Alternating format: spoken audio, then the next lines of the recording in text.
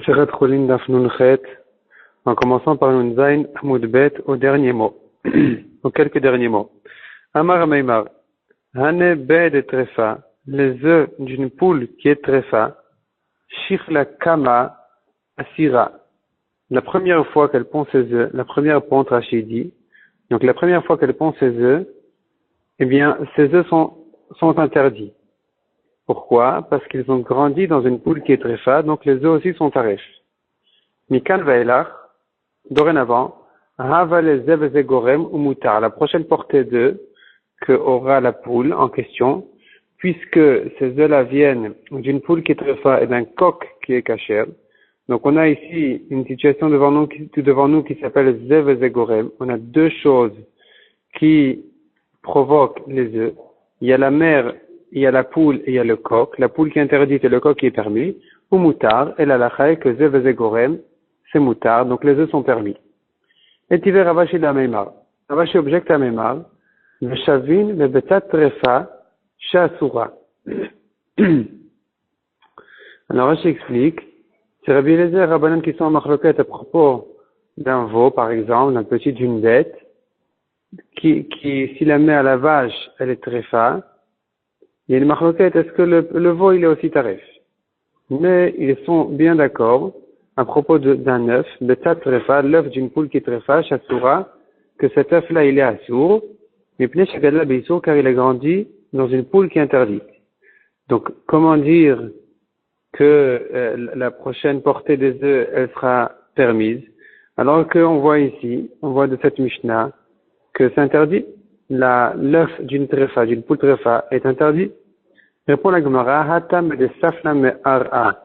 Là-bas, il s'agit d'un œuf qui n'est pas venu avec un coq, mais la poule s'est chauffée de la terre, et c'est comme ça qu'elle a porté des œufs. Maintenant, ces œufs-là qu'elle va pondre seront interdits, parce qu'on n'a pas de Zev Zegoram, il n'y a pas deux éléments qui ont provoqué ces œufs-là. Il n'y a que la poule. Et puisque la poule est interdite, donc l'œuf aussi est interdit. Demande à Gemara, Velishnele Beshichla Kama. Velishnele, il aurait pu répondre Beshichla Kama, qu'il s'agit ici de la première portée d'œufs, c'est-à-dire lorsque la poule est devenue taref et elle a tout de suite pondu ses œufs, eh bien ces œufs-là sont interdits. C'est pas la peine de dire qu'il s'agit d'un cas où elle s'est chauffée de la terre, on aurait pu rester dans le cas habituel, où elle a eu ces œufs-là d'un coq, simplement puisque elle était trefa, elle a pris son coup de trefa au moment où elle avait ces œufs-là, eh bien, ils sont interdits, comme on a dit tout à l'heure, que les œufs font partie de la poule, et donc ils sont interdits.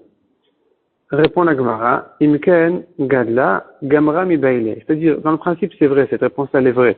C'est vrai que les premiers œufs sont interdits, mais ça ne rentrait pas dans cette Mishnah qui disait que l'œuf d'une poule qui est trefa est interdit, parce que la Mishnah a dit que la raison pourquoi c'est interdit, c'est parce que ça grandit Beissour.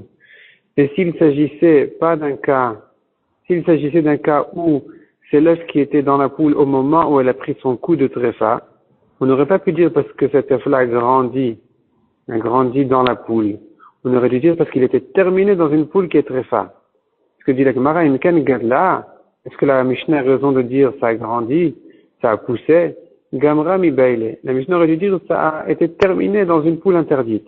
Du fait que la Mishnah n'a pas dit comme ça a été terminé, on comprend qu'il s'agit d'un œuf qui a été fait depuis le début dans cette poule-là qui était déjà trefa, et que l'œuf il est taref.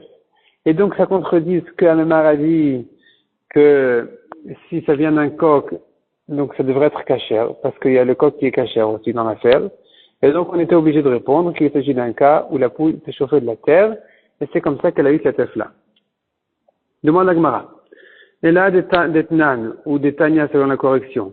Comment comprendre la braïta qui dit, Vlad Trefa, le veau, donc parlons d'un veau, mais c'est valable pour toutes les bêtes.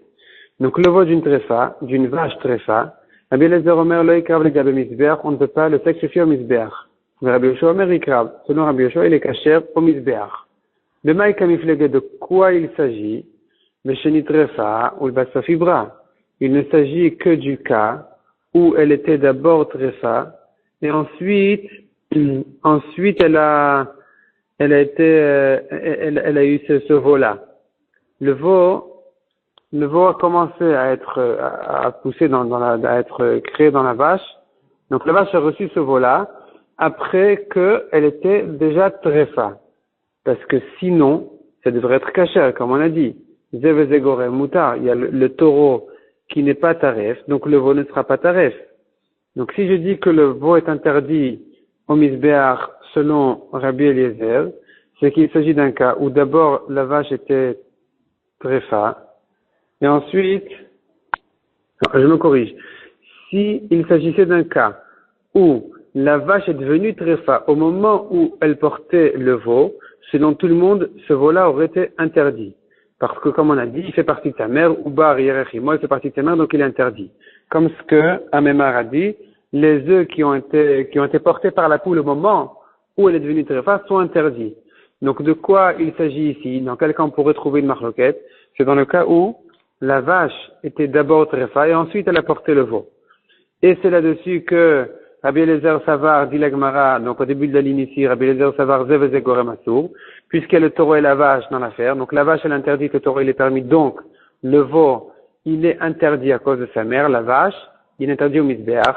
Et Rabbi Yoshua Savar Zeveze Gorem Mutar, selon Rabbi Yoshua, il est quand même permis au Misbéach. Parce qu'il y a son père, il y a le taureau. Demande la Gemara Yachi. Si c'est ça l'explication de la marloquette. Alors, Ademi Flegele Gavoa, au lieu d'être en marloquette en ce qui concerne le Misbéach, ni Flegoulé Idiot, ils auraient dû être en marloquette en ce qui concerne la cacheroute de ce veau-là, que selon Rabbi Eliezer qui pense Zeveze Gorem Asur, donc on dira qu'il est taref, le veau est taref, parce que sa mère, elle est taref, donc malgré qu'il y a Zeveze Gorem, il y a la mère et le père qui ont amené ce veau-là au monde, mais puisque la mère elle est taref, c'est suffisant pour dire que le veau est taref. Tandis que selon Rabbi Yoshua, c'est cachère parce que c'est Gorem, il y a le père, il y a le taureau qui est moutar, qui est cachère, donc le veau aussi doit être cachère. Donc pourquoi est-ce qu'ils avaient besoin d'être en marloquette en ce qui concerne le misbéach?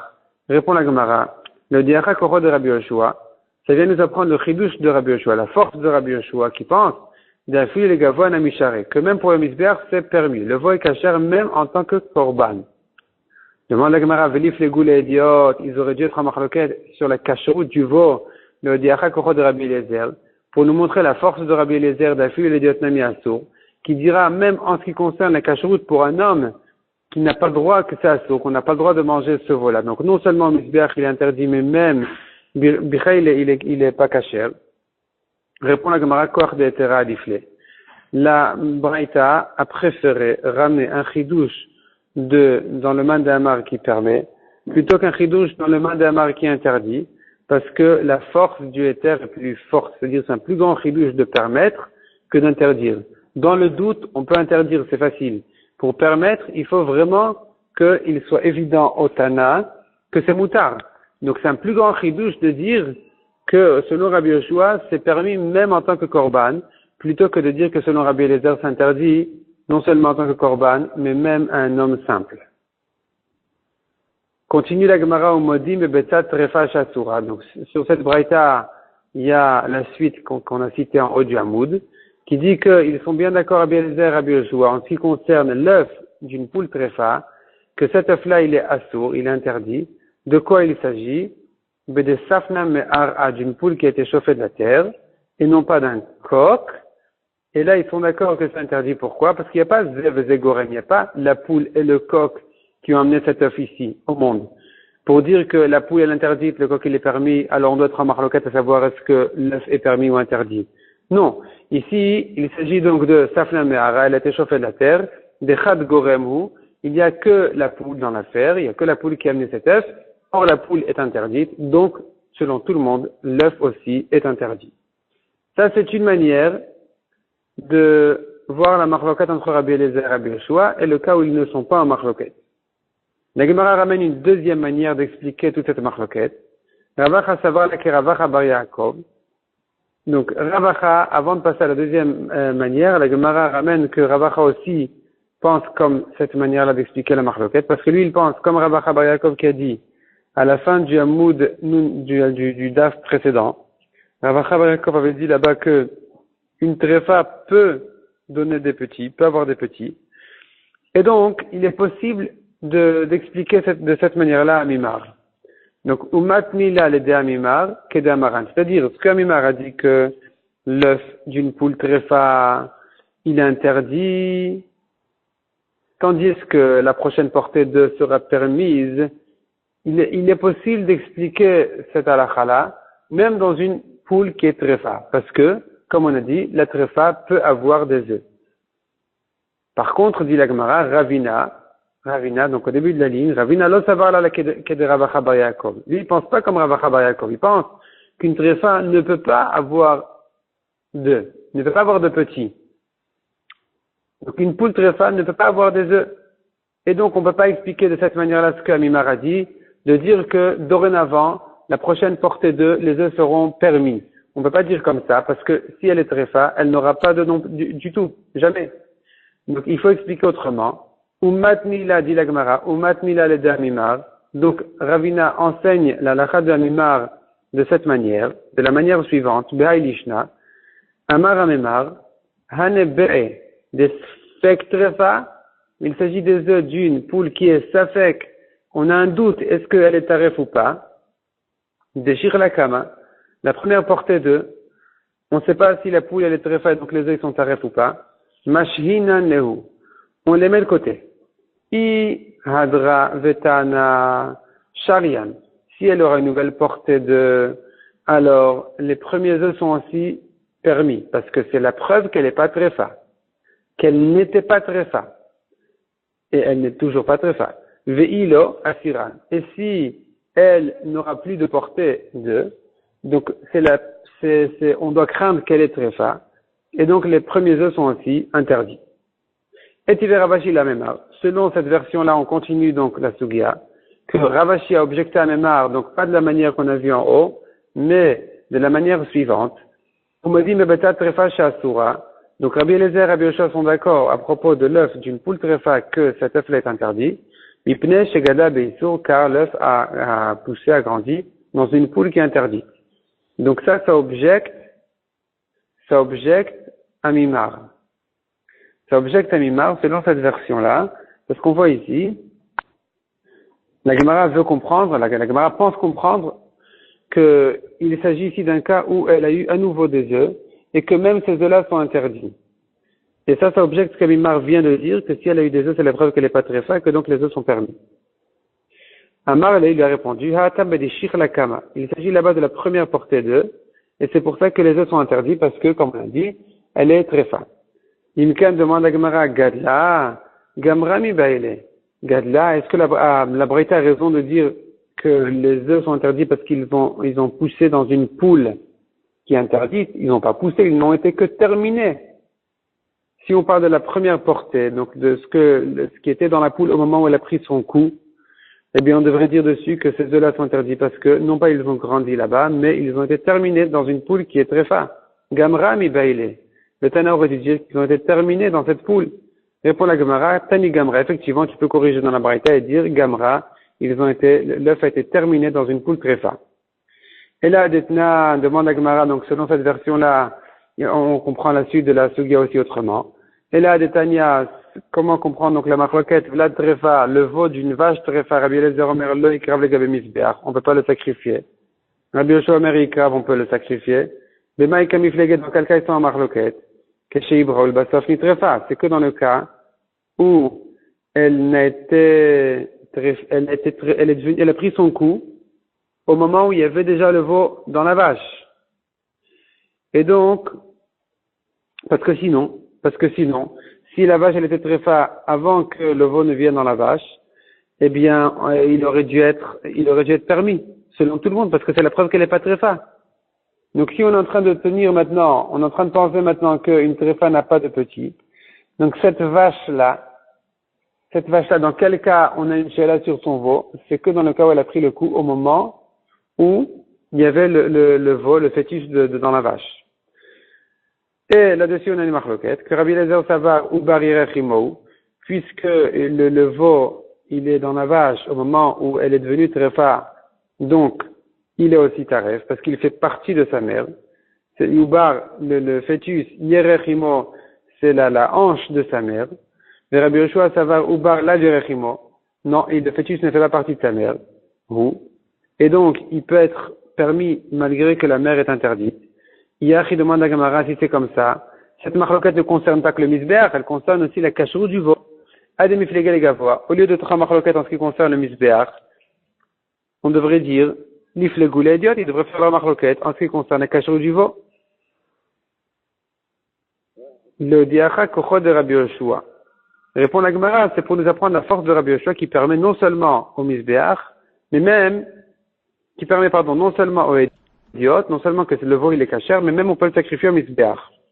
Parce que comme on a dit, Rabbi Yoshua pense que le veau ne fait pas partie de sa mère, et donc, la mère elle est tréfa, le veau il peut être cachère. Velif les goubédios demande à Gemara, ils auraient dû être en marloquette sur la cachou du veau, le diacha kocho de Rabbi Eliezer, pour t'apprendre, montrer la force de Rabbi Eliezer qu'il interdit, même non seulement à misbéach, mais même à être consommé. Répond la Gemara, koch de tera diflé. Ce Tana préfère la force du mandamar que c'est moutar. C'est un plus grand chidouche de dire que c'est moutar.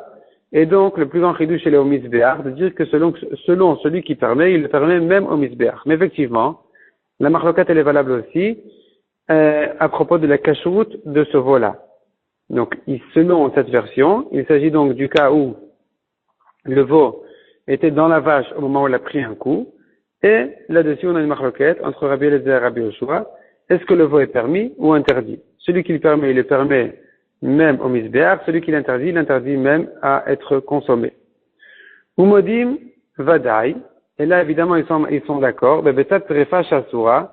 En ce qui concerne l'œuf d'une poule trefa, que cet œuf-là est interdit, de quoi il s'agit? Comme, selon cette version qu'on pense, on est en train de penser qu'une trefa ne peut pas avoir de petits, elle ne peut pas avoir d'œufs. Donc, de quoi il s'agit? Bedeshirla kama. De la première portée des œufs, c'est-à-dire au moment où elle est devenue trefa. Et là, selon tout le monde, c'est interdit. Même celui qui dit Ubar la vierechimo, le veau ne fait pas partie de sa mère. La vache est trefa, le veau est permis. Il sera d'accord en ce qui concerne l'œuf de la poule qui est trefa, que cet œuf-là, il sera interdit. Maïtama, pour quelle raison? Goufahi. Là, il fait vraiment partie de la poule. Il est vraiment mélangé dans la poule. Et donc, il est, selon tout le monde, il est tarif. Veilcheta. Maintenant, la Gemara revient en arrière. Donc, quelle est la halakha en ce qui concerne la question qui a été posée donc au début de cette sugya, qui a commencé déjà dans le daf précédent, à savoir, est-ce que une tréfa, elle peut vivre 12 mois, ou si elle a vécu 12 mois après le coup, c'est la preuve qu'elle n'est pas tréfa. Est-ce qu'elle peut avoir des petits, ou non? Ou si elle en a des petits, si elle en a, c'est qu'elle n'était pas tréfa. La Gemara tranche la halakha, veilcheta, bezachar kol shnemasar chodesh. Donc, si c'est une bête mâle, si c'est un animal mâle, alors, s'il y a 12 mois qui sont passés, c'est qu'il n'est pas taref. Benekeva, et si c'est une femelle, kol shena yoledet, tant qu'elle n'a pas de petits, on craint qu'elle est tréfa. Dès qu'elle a des petits, c'est terminé, c'est la preuve qu'elle n'était pas tréfa. Amaravuna, kol birya shen boetzem, toute créature qui n'a pas d'os, donc comme des insectes par exemple, Enom itkayem ut bet chodesh ne peut pas durer, ne peut pas vivre 12 mois. Amar Rav Papa Shmamina de Ravuna. On apprend de Ravuna une halakha. Had Amar Shmuel. Kishot sheitlia beibea asura. Kishot c'est un légume, peut-être des courges. Sheitlia qui a des vers beibea, donc il y a des insectes dedans.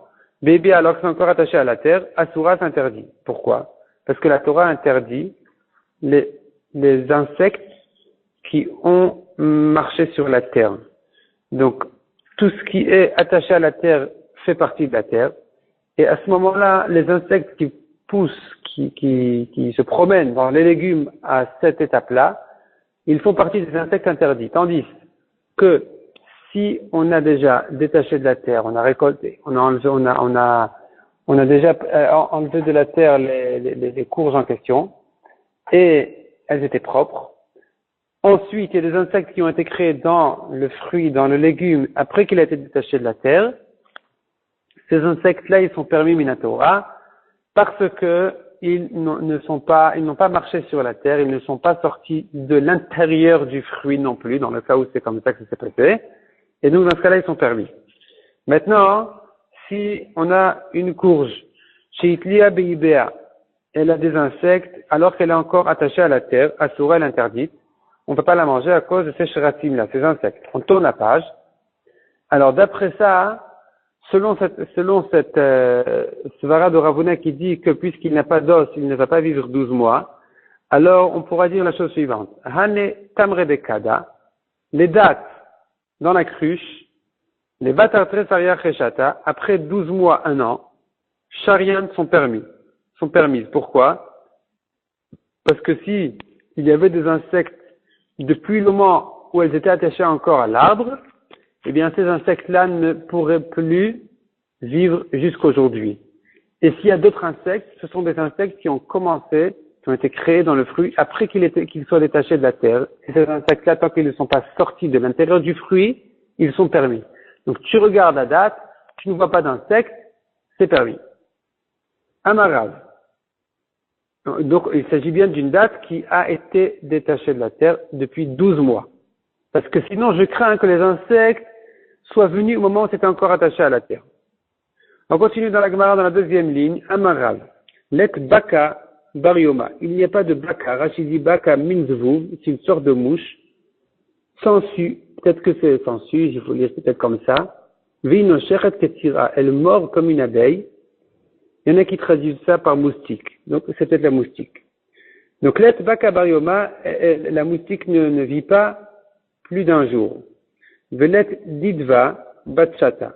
Et une mouche ne vit pas 1 an. Amar le Rafa pas l'a Abaye. Rafa pas demandé à Abaye, comment tu dis que les moustiques ne vivent pas 1 jour? Vers Amreinche. Pourtant, les gens disent, Shev shne, Shev c'est comme Sheva, 7, shne, 7 ans, Imra bakta mi baka. La moustique s'est rebellée sur son mari, le moustique. D'Amrale, elle lui a dit, pourquoi elle n'était pas contente? Elle lui a dit, Chazite le bar mechouza, tu as vu un homme bien portant, comme les gens de Mechouza, qui était un endroit où les gens là-bas étaient bien. De Sacha Maya, il se lavait dans l'eau, Vesalik, et il est monté, Veikrach Besadinin, il s'est enveloppé dans ses vêtements, dans ses draps, Votivatale, et toi tu t'es assis dessus, sur lui, ou Matsatmine, tu as sucé son sang, Velodatali, et tu m'as pas appelé. Tu m'as pas appelé à lui sucer le sang aussi. Et donc, cette moustique-là s'est rebellée sur son mari pendant 7 ans à cause de cette histoire-là. Et donc, on voit de là que les moustiques, ils vivent plus qu'un jour, ils vivent même 7 ans. Bon, alors, avant de continuer déjà, qu'est-ce que la Gemara elle veut par cette histoire-là? C'est quoi cette histoire? Qu'est-ce que la Gemara veut nous apprendre par cette histoire? Je ne sais pas quel est le moussard exactement de cette histoire. Il y a un Marsha, il y a un Ben Yada aussi. Mais avant de chercher dans les Mefarshim, une chose est claire. C'est que nous, on rigole de cette moustique-là. Peut-être qu'on continue encore un peu pour savoir qu'est-ce que ça veut dire les 7 ans. Donc je continue encore quelques lignes.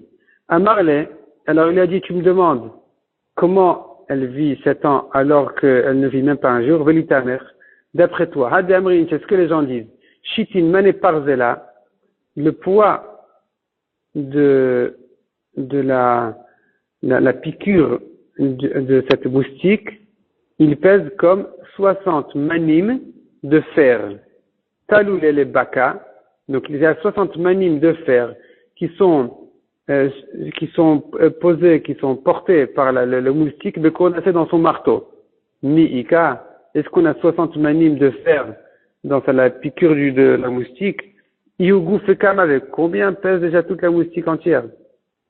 Et là, Bemanedidou, quand on te dit 60 manim, c'est 60 manim proportionnellement à leur poids à eux, aux moustiques. Ici aussi, quand on dit 7 ans, c'est pas 7 ans fois 365 jours de chez nous, mais c'est 7 ans proportionnellement à la vie des moustiques. Donc si les moustiques ils vivent 1 jour, eh bien, si disons qu'un homme il vit 70 ans ou plus, eh bien, 7 ans, ça fait un dixième, disons. Donc, 7 ans de la vie des moustiques, eh bien, ça ferait un dixième de leur vie à eux, un dixième de la journée. Mais ça s'appelle 7 ans parce que une dispute qui dure tellement de temps dans une vie si courte, c'est comme 7 ans pour un homme. Donc revenons au moussard de la Gemara. je ne sais pas ce que la Gemara elle veut dire exactement comme Moussar, mais une chose est claire, c'est que les gens se disputent pour des bêtises et ils perdent leur vie dans les disputes pour rien du tout. On peut perdre un dixième de sa vie pour une dispute qui n'a aucun sens. D'abord, ça c'est une chose. Et ici ensuite, il y a le mari, le monsieur moustique. S'il était un tout petit peu plus intelligent, alors il aurait calculé son coût, il aurait invité sa femme au festin au lieu de souffrir tellement de temps. Donc il pensait qu'à lui et il en a souffert 7 ans. Donc c'était vraiment pas l'occasion de ne penser qu'à lui-même, il aurait pu penser à sa femme aussi. Et elle s'est punie elle-même. Elle s'est punie pendant 7 ans de Shlom Bayit, alors que c'était une bêtise de rien du tout. On continue encore un peu dans la Gemara. Nanatam. Donc il y a une Mishnah ailleurs, qui dit comme ça. Bema balat chamesh raglaim, oshe'en el shalosh. Bema, une bête qui a 5 pattes, ou qui n'en a que 3. Arezemum, c'est un défaut misbeach. Amaravuna loshan ou la shechaser viater bayad. Cette halakha n'était dite que si c'est dans les pattes avant. Aval chaser viater beregel, mais dans les pattes arrière, trefa nami avia. Non seulement elle est interdite au misbeach, mais même c'est taref. Donc s'il lui manque une patte arrière, ou elle en a une en trop, c'est taref. Maïtama, pour quelle raison? Kol yater kenatul dami. Tout ce qui est en trop, c'est comme s'il manquait. Donc si elle a une patte en trop, c'est comme s'il lui manquait une patte. Il lui manque une patte arrière, c'est taref. Raconte la Gemara, Haï Chevta, il y avait une bête, de Avalat Tarte, qui avait 2 Sanya Deve. Sanya Deve, c'est une partie des intestins. Aïtoel Ravina, on l'a amené devant Ravina, Vetarfa, Mide Ravuna. Ravina a dit que c'est taref, parce que Ravuna nous a dit que s'il y a en trop, c'est comme s'il manquait. Donc c'est un problème de trefa. Parce que s'il manque dans les intestins, c'est taref. Ve'i shafran lehadade kshera. Mais si c'est cette partie en trop, ces tuyaux d'intestin en trop, il rencontre ensuite le premier tuyau, donc les intestins habituels, shafran lehadade, il se verse au même endroit, c'est kasher. Continue la Gemara à raconter, Haï Guvta, donc il y avait une fois une shela comme ça, avec Guvta, c'est un tube de chair, d'Avanafka qui sortait du Bekase le Ovlila. Bekase, c'est le deuxième estomac. Ovlila, c'est le troisième estomac du ruminant. Et il y avait un tube de chair qui menait de l'un à l'autre. Ça va Ravashi les mitrefa. Ravashi pensait que c'était taref parce que on a ici quelque chose en trop, pas habituel. Amar le Ravuna, lui a répondu, Ravuna l'a corrigé en lui disant, Amar le Ravuna Mar Barchia, le Ravashi.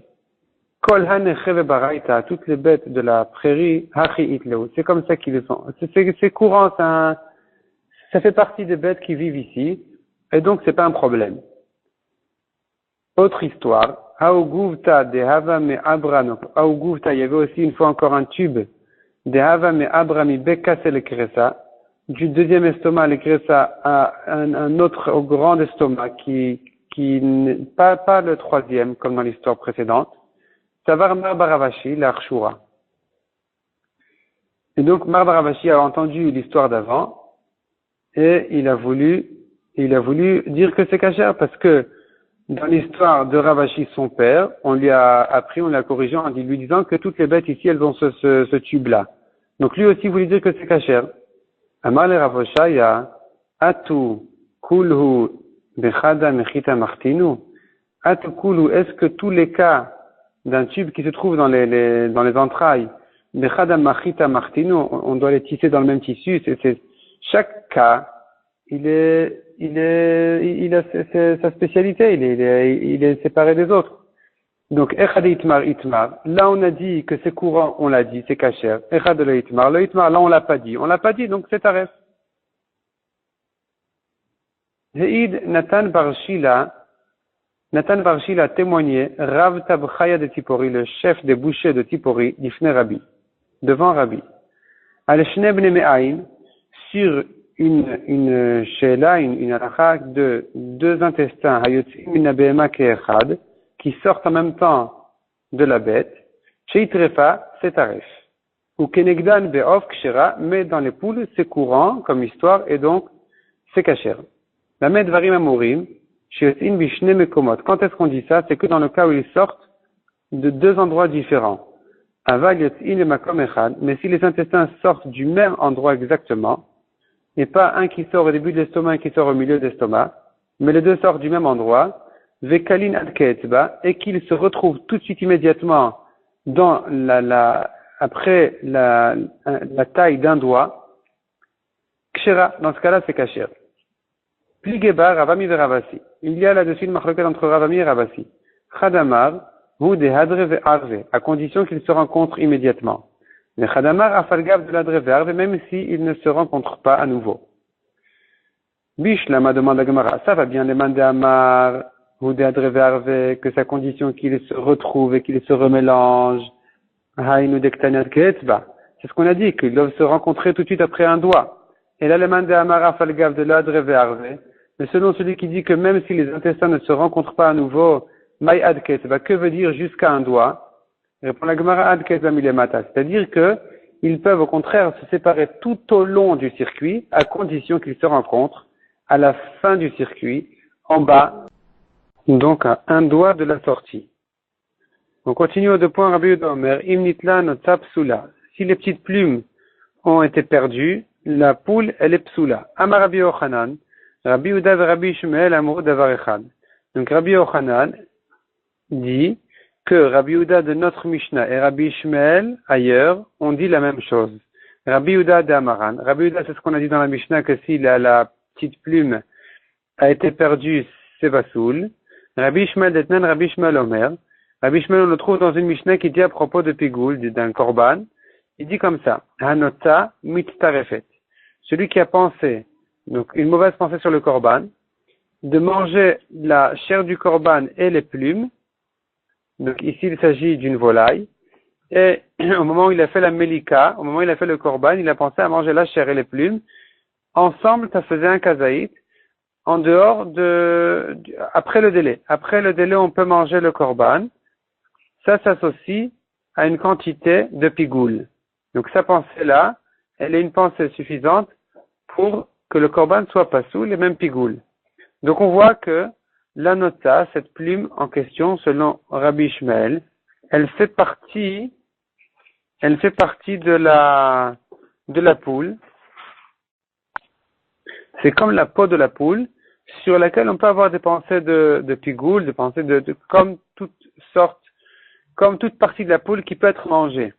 Parce que si c'était vraiment comme des plumes, alors cette pensée-là n'aurait pas été valable, on n'aurait pas pu associer les plumes au chiour, à la quantité de kazaït. Donc du fait que Rabbi Ishmael il associe, on comprend qu'il pense que c'est considéré comme la peau, et donc ça s'associe. Et puisque c'est considéré comme la peau, ça ressemble à Rabbi Yehuda qui dit que si elle a perdu toutes ses plumes, c'est comme si elle avait perdu sa peau, et donc elle est psoula. La Gemara repousse en disant qu'on pourrait faire la différence entre Rabbi Yehuda et Rabbi Ishmael. Amarava, Dilma, Loi, peut-être que non, c'est pas comme ça. Ad kanoke Amar Rabbi Yehuda, Hacha. Tout ce que Rabbi Yehuda a dit, ce n'est qu'ici, elle a l'inyan trefa, en ce qui concerne l'ilchot trefa. De leka mide de meganalea. Car il n'y a rien qui protège la poule dès qu'elle a perdu ses plumes. Ava, l'inyan ifgoule, que Rabbanan suvirale. Mais en ce qui concerne le pigoul, Rabbi Yehuda peut penser comme Rabbanan, que ces plumes-là, même si elles protègent la poule, eh bien, ça ne veut pas dire pour autant qu'on peut les manger. Et donc, puisqu'on ne peut pas les manger, une pensée de pigoul n'aura pas lieu ne sera pas valable sur ces plumes. Et inversement aussi, Ve'ad kanokama Rabbi Ishmael, atam. Tout ce que Rabbi Ishmael a dit, ce n'est qu'en ce qui concerne le pigoul, et la linyan ifgoule. Ava linyan trefa, mais en ce qui concerne la trefa, donc Rabbi Ishmael a dit effectivement qu'on peut avoir une pensée de pigoul dessus, mais c'est pas pour autant que c'est tellement nécessaire pour la poule. Linyan trefa, agunelo megen, c'est pas ça qui protège la poule. Et donc si c'est pas ça qui protège la poule, elle peut vivre même si elle perd ses plumes en question.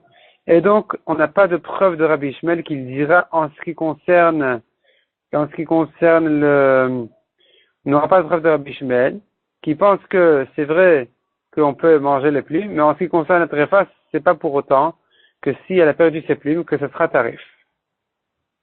On continue dans la Mishnah, Achuzat Hadam, Vameushenet. Achuzat Hadam, c'est si elle a trop de sang, elle est malade, la bête qui a trop de sang, qui est malade de ça, ou bien il y a de la fumée qui est rentrée dans son corps, Vemetsu nenet, ou elle a attrapé froid, Veshachla hardoufni, elle a mangé, hardoufni, c'est du poison pour les bêtes, Veshachla tsoat arnegolim, ou bien qu'elle a mangé des excréments de poules, Oh, Sheshatat Maïmaraim, ou bien elle a bu des Maïmaraim, c'est de l'eau qui a été découverte. On craint qu'il y ait un serpent qui a goûté de cette eau-là et qui a laissé son venin dans l'eau. Kshera, la bête, elle est Kshera. Achla Sam Hamavet, si elle a mangé du poison pour homme, Oshi Kisha Nachash, ou qu'elle était mordue, elle était piquée par un serpent, Muteret, là elle est permise, elle est pas trefa. Muteret mishum trefa, elle n'est pas trefa parce que ça ne la tue pas. Vasura mishum sakanat nefashot, cependant il est interdit de la manger parce que c'est un danger de mort à celui qui va manger la chair de cette poule-là ou de cette bête-là. Amar Shmuel, il ita chiltit, si la gave de chiltit c'est une plante, trefa, Maïtama de minkeva leole mayane. Pour quelle raison elle est trefa? Parce que cette plante-là, elle perce ses entrailles, ses intestins. Metiv Rav Shezvi, Achuzat Adam Vameushenet, donc c'est notre Mishnah, qui a dit Achuzat Adam si elle a trop de sang, Vameushenet ou bien de la fumée, il y a de la fumée qui est rentrée, Veshachla Ardoufni qui a mangé du poison de bête, Veshachla Tsatar Negolim, ou bien les excréments de coq, de poule, ou elle a bu de l'eau découverte, il ita tia, et la baraita continue. Donc là, c'est plus dans notre Mishnah déjà, c'est une baraita qui continue et qui dit, il ita, si la gavé, tia, c'est une c'est une plante, la Gemara avait expliqué à la fin du Hamoud de quoi il s'agit, chiltit ou pilpelin, donc toutes ces plantes-là qui sont dangereuses, achla samamavet, où elle a mangé du poison pour homme, kshera. Nikisha nachash, si elle était piquée par un serpent, osheneshaka kelev shote, ou mordue par un chien fou, muteret mishum trefa, elle n'est pas trefa, ve'asura mishum sakanat nefashot, mais on n'a pas le droit de la manger parce que c'est dangereux pour celui qui va la manger. Donc on a une contradiction déjà, une double contradiction demande la Gemara. Premièrement, kashi achiltit achiltit. Donc on a vu selon Shmuel, que Chiltit, ça la rend taref. Et ici, on a vu que non, ça ne la rend pas taref. On a vu qu'elle est kshera. Deuxième question, Kashi Asam Hamavet, Asam Hamavet. On a une contradiction aussi en ce qui concerne le poison. Quelle est la contradiction? C'est que, ici, dans la Braïta, on voit que le poison c'est kasher. C'est-à-dire, si la bête a mangé du poison, même si c'est un poison d'homme, a priori, c'est comme ça qu'on comprend maintenant, la bête, elle est quand même kshera, tandis que dans la Mishnah, on a vu que c'est interdit de la manger parce que c'est dangereux pour celui qui va la manger. Et répond la Gemara. Chiltit achiltit lo kashia. Il n'y a pas de contradiction en ce qui concerne achiltit. C'est-à-dire, Shmuel avait dit que c'est taref, dans la Braïta, on a dit que c'est kasher. Répond la Gemara. Kan be'alin, kan be'kartin. Les feuilles, il faut faire la différence entre les feuilles de cette plante-là et kartin, c'est les grains peut-être, la tige, ce qui trouve dans la tige de la chiltit, qui les rendent trefa. C'est de ça que Shmuel a parlé. Tandis que les feuilles, c'est de ça qu'il s'agit dans la Braïta, et elle est kshera si elle n'a mangé que les feuilles. La contradiction à propos du poison, répond la Gemara, c'est pas une kashia. Hadida, hade adam. Si c'est du poison pour bête, eh bien, elle est kshera, on peut la manger, ça ne va pas causer de problème à celui qui va la manger. Tandis que dans notre Mishnah, il s'agit d'un poison pour homme, et donc, si la bête l'a avalé, c'est dangereux de la manger. Demande à Gemara, Sam Hamavet de Bema Ainu Ardoufni, si tu dis qu'il s'agit dans la Braïta de poison pour bête, et que c'est pour ça qu'elle est kshera, eh bien, c'est déjà Hardoufni. On a déjà dit que si elle a mangé du Hardoufni, qui est du poison pour les bêtes, pour les animaux, on peut la manger. On peut manger la bête qui l'a avalée. Et répond la Gemara, très gavnestam amavet. Il y a deux sortes de poisons. Un qui s'appelle Hardoufni, c'est cette plante-là. Et un autre salamavet, c'est un poison habituel pour les bêtes. Et dans les deux cas, ça ne cause pas de danger à la personne qui va le manger. Demande la Gemara Maïtia, ce qu'on a dit que Tia, ici la gavée de Tia, on a dit qu'elle est kshera, qu'est-ce que c'est que cette Tia-là? Amaravuda, Ikra de Merirta. Ikra de Merirta, c'est-à-dire, la Ikra c'est la racine, de Merirta c'est une plante amère. Rashi traduit ça par Torah. En tout cas, c'est une herbe qui est très, très amère pour la bête, et quand même, ça ne lui cause pas de problème, elle est kshera. On continue encore un peu pour ne pas s'arrêter sur les poisons ici. Donc, on est dans le Daf Nun Tet. Amaravuda Hayman de Achal Tlata Hayman, celui-là, cet homme-là, de Achal qui a mangé, Tlata Takle Chiltit, 3 poids de shkalim de Chiltit, de cette plante-là, à Liba Rekana, à Agen, Mishtalach Mashre. Il va perdre sa peau. Sa peau ça le chauffe tellement qu'il sera dépecé de sa peau, il va perdre toute sa peau, et il sera malade. Donc il faut faire attention à ça. Amarabi Avaou, Bedidi Avaouda, moi j'ai eu ce problème-là, Ve'achli chad tikla chaltita, et je n'ai mangé que un seul tikla, un seul poids de cette plante-là, de cette chiltit-là, et j'ai senti que j'étais en danger. Et si ce n'est que je me suis assis immédiatement dans l'eau pour me refroidir, mishtalach mashrai, j'aurais perdu toute ma peau. Ma peau serait tombée, serait épluchée de moi, dépecée. Mais kiyamti be'atzmi, et j'ai accompli en moi-même le pasuk qui dit, ha-chochma techaye be'alea. La chochma, elle donne la vie à son propriétaire. À celui qui est chacham, eh bien, il gagne sa vie avec. Kol tov.